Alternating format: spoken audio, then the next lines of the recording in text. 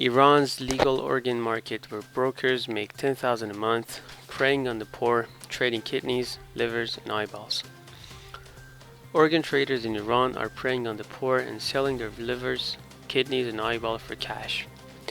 A new report shows that brokers working within the legal industry in Iran can make £45,000 a month, targeting drug addicts and those in desperate need of money.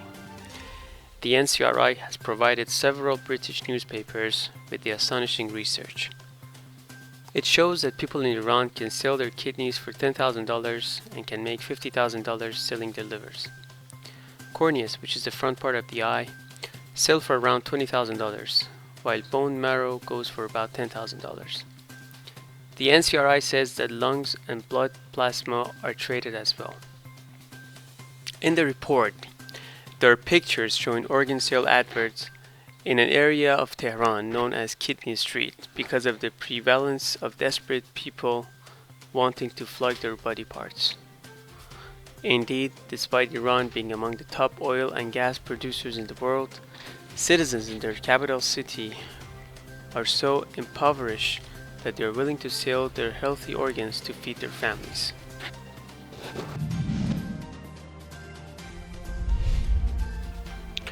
Khamenei approved Saudi oil attack. Last weekend's major attack on Saudi oil facilities was approved by the Iranian regime's supreme leader Ali Khamenei, but only on the condition that it be carried out in a way that made it possible to deny Iranian involvement, a US official told CBS News. Saudi Arabia on Wednesday displayed wreckage of the Iranian regime's cruise missiles and drones. The circuit boards can be reverse engineered to determine the exact route the weapons flew. But US officials said the most damning evidence is still unreleased. Satellite photos showing the Iranian regime's Revolutionary Guards making preparations for the attack at Ahvaz Air Base in southwestern Iran.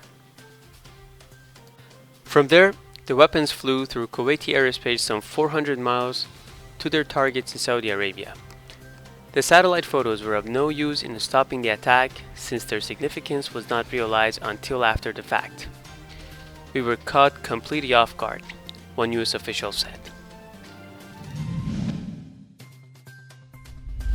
Saudi minister says complacency towards Iran's regime will encourage further hostilities. Saudi Minister of State for Foreign Affairs Adel al-Jubeir said on Thursday complacency towards Iran will encourage it to commit further hostile acts which will have implications for the international community's peace and security.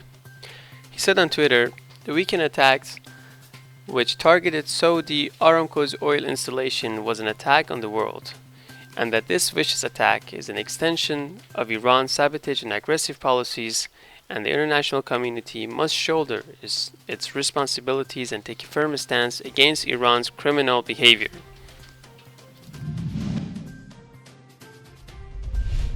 European Parliament strongly condemns repression of women in Iran. On Thursday, the European Parliament adopted a resolution condemning the Iranian regime for its violation of women's rights in Iran. The resolution was adopted by 608 votes in favor, 7 against, and 46 abstentions. The European Parliament resolution condemns in the strongest terms the ongoing repression of women for objecting to compulsory veiling and for exercising their rights to freedom of expression, association, and peaceful assembly. Calls on the Iranian government to respect the freedom of Iranian women to choose their own dress code. The resolution calls on the Iranian authorities to unconditionally release all arbitrarily jailed women's rights defenders protesting against the hijab being compulsory, as well as all other human rights defenders imprisoned and sentenced for simply exercising the right to freedom of expression, association, and peaceful assembly.